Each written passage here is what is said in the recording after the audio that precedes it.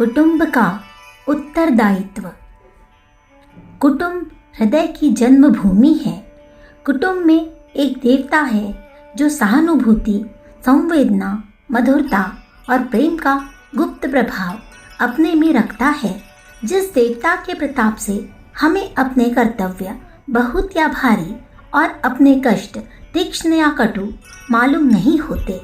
मनुष्य को इस पृथ्वी पर जो सच्चा और अकृत्रिम सौख्य और दुख से असंयुक्त सुख प्राप्त हो सकता है, वह कुटुंब का सुख है। कुटुंब का देवता स्त्री है। संबंध में वह चाहे माता हो या पत्नी हो या भगिनी हो, निसंदेह स्त्री जीवन का आधार है। यह प्रेम की वह मीठी चाशनी है जो जीवन के इत्र में सींची गई है और उसको सुस्वादु बनाती है, या उस अमायावी प्रेम का जो ईश्वरीय प्रेम कहलाता है। स्त्री जाति को परमात्मा ने उन स्निग्ध तत्वों से बनाया है जिनमें चिंता की जलधारा और शोक का प्रलय ठहर ही नहीं सकता। इसके अतिरिक्त स्त्री जाति के ही प्रताप से हम अपना भविष्य बनाते हैं। बालक प्रेम का पहला पाठ अपनी माता के चुंबन से सीखता है। कुटुंब की कल्पना मानुषी कल्पना नहीं है, किंतु ईश्वरीय रचना है और कोई मानुषी शक्ति इसको मिटा नहीं सकती।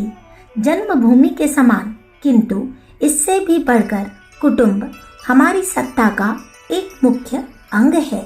यदि तुम कुटुंब को स्वर्ग बनाना चाहते हो तो इसकी अधिष्ठात्री देवी स्त्री जाति का आदर करो और उनको ग्रह देवी समझकर पूजा करो।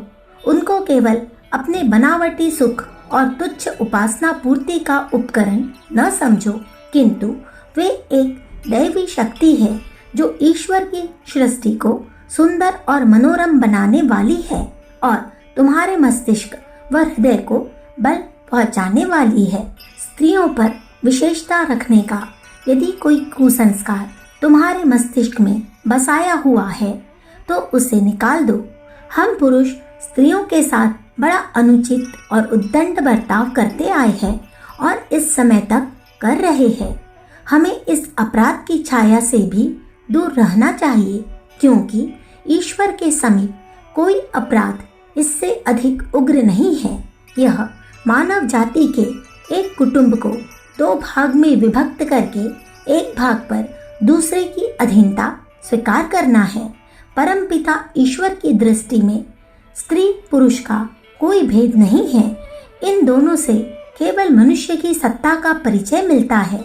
जिस प्रकार एक वृक्ष मूल से दो शाखाएं पृथक पृथक फूटती है, उसी प्रकार एक मनुष्य जाति की जड़ से स्त्री और पुरुष की दो शाखाएं उत्पन्न हुई है। किसी प्रकार की विषमता इनमें नहीं है। रुचि और काम में कुछ भेद है, सो यह पुरुषों में भी प्रायः देखा जाता है। क्या एक ही वाद्य के दो स्वर परस्पर विषम और भिन्न जातीय समझे जाएंगे? स्त्री और पुरुष भी दो स्वर है जिनके बिना मनुष्य का राग नहीं होता। स्त्री को केवल अपने सुख और दुख का साथी न समझो, किंतु अपने मानसिक भावों, हार्दिक अभिलाषाओं, अपने स्वास्थ्य, गृहस्थ और अपने उस पुरुषार्थ में जो अपनी सामाजिक उन्नति के लिए तुम करते हो, उसको अपने बराबर का साथी और सहचर समझो। उसको न केवल गृहस्थ जीवन व सामाजिक जीवन में, किंतु जातीय जीवन में भी अपनी सदा सहचर और विश्वस्त मंत्रिणी समझो। तुम दोनों मनुष्य रूप पक्षी के दो पर बन जाओ, जिनके द्वारा आत्मा उस निर्दिष्ट स्थान पर पहुंच सके जो हमारा भाग्य या प्रारब्ध कहा जाता है। ईश्वर ने जो संतान तुमको दी है उनसे प्यार करो, पर तुम्हारा वह प्रेम सच्चा और गहरा होना चाहिए। वह अनुचित लाड या झूठे स्नेह न हो जो तुम्हारी स्वार्थपरता और मूर्खता से उत्पन्न होता है और उनके जीवन को नष्ट करता है। तुम कभी इस बात को न भूलो कि तुम्हारी इन वर्तमान संतानों के रूप में आने वाली प्रजाएं तुम्हारी अधीनता में है।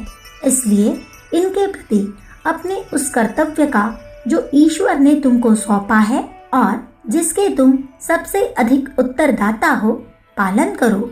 तुम अपनी संतानों को केवल जीवन के सुख और इच्छा पूर्ति की शिक्षा न दो, किंतु उनको धार्मिक जीवन, सदाचार और कर्तव्य पालन की भी शिक्षा दो।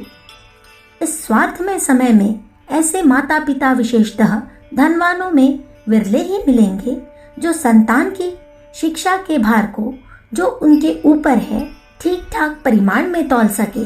तुम जैसे हो वैसी ही तुम्हारी संतानें भी होंगी। वे उतनी ही अच्छी या बुरी होंगी जितने हम स्वयं अच्छे या बुरे हैं। जबकि आप अपने भाइयों के प्रति दयालु और उदार नहीं हो तो उनसे क्या आशा कर सकते हो कि वे उनके प्रति दया और उदारता दिखलाएंगे। वे किस प्रकार अपनी विषय वासना और बुरी इच्छाओं को रोक सकेंगे, जबकि रात दिन तुमको विषय लोलुप और कामुक देखते हैं। वे किस प्रकार अपनी नैसर्गिक पवित्रता को स्थिर रख सकेंगे, जबकि तुम अपने अश्लील और निर्लज्ज व्यवहार से उनकी लज्जा को तोड़ने में संकोच नहीं करते। तुम कठोर सांचे हो जिनमें उनकी मुलायम प्रकृति ढाली जाती है। निदान यह तुम्ही पर निर्भर है कि तुम्हारी संतान मनुष्य हो या मनुष्याकृति वाले पशु। अपने माता पिता की भक्ति करो और उनका यथा योग्य सम्मान करो। ऐसा कभी न हो कि तुम अपने बाल बच्चों के मोह में पड़कर उन्हें भुला दो जिनसे तुम उत्पन्न हुए हो। प्रायः नया संबंध पुराने संबंध को निर्बल कर देता है।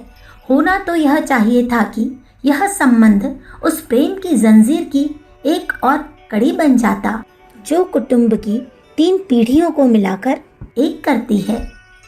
अपने माता पिता के श्वेत केशों का उनके अंतिम दिन तक आदर करो और उनके साथ सदा विनय और अधीनता का बर्ताव रखो। याद रखो, जो सम्मान तुम अपने माता पिता का करते हो वही तुमको अपनी संतान से आदर पाने का अधिकारी बनाता है। माता पिता, बहन भाई, पत्नी और बच्चे ये सब तुम्हारे समीप उन शाखाओं के समान हैं जो एक ही जड़ से उत्पन्न होते हैं। कुटुंब में प्रेम की वेदी स्थापन करो और उसको ऐसा मंदिर बनाओ जिसमें तुम जाति या देश के लिए अपनी भेंट चढ़ाने को एकत्रित हो।